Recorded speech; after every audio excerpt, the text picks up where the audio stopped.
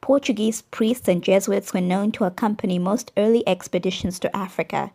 The Franciscans made their first contact with Africans in 1402 when the explorers reached the Canary Islands.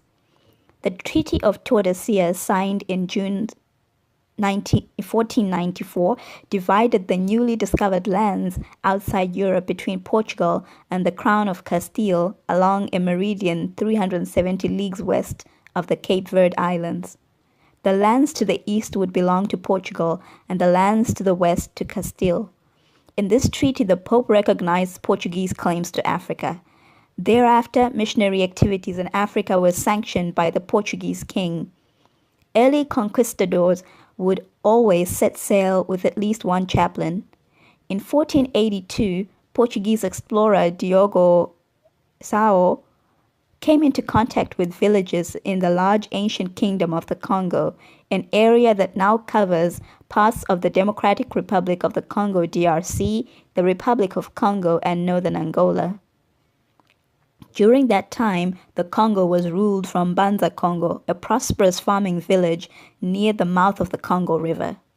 Diogo held hostage a small group of Africans and took them to Portugal, where King Hao II required that the Africans be taught Portuguese as well as Catholicism.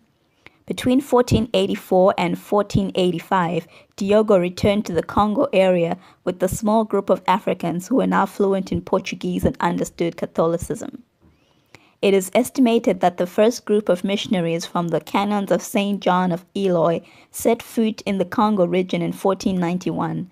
Thereafter, Banza Congo was renamed Sao Salvador, after a famous church built by the Jesuits.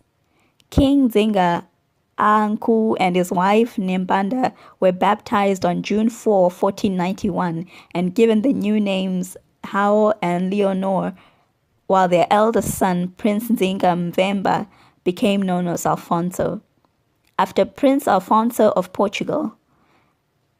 Alfonso won the crown from his brother, ordered all the chiefs to erect churches and crosses, and even sent his children to Portugal, where some of his sons became ordained priests.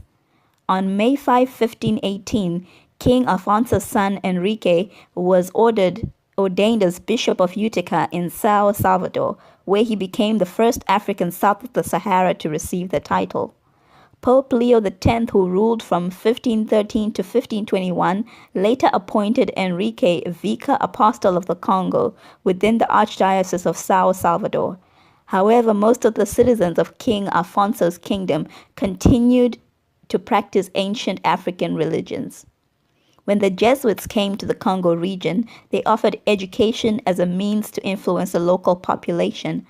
However, not long after their arrival, they were expelled after they introduced plans to build a college for the upper and middle class in the society. They were able to return and establish more missions in 1581, and then in 1585 and again in 1587. However, the Portuguese king was more interested in the economic benefits of the newfound lands than in converting Africans to Christianity. Portuguese explorers were looking for gold, precious metals, spices, and a way of establishing a permanent commercial trading base and the ability to control trade routes mainly controlled by Muslim traders at the time.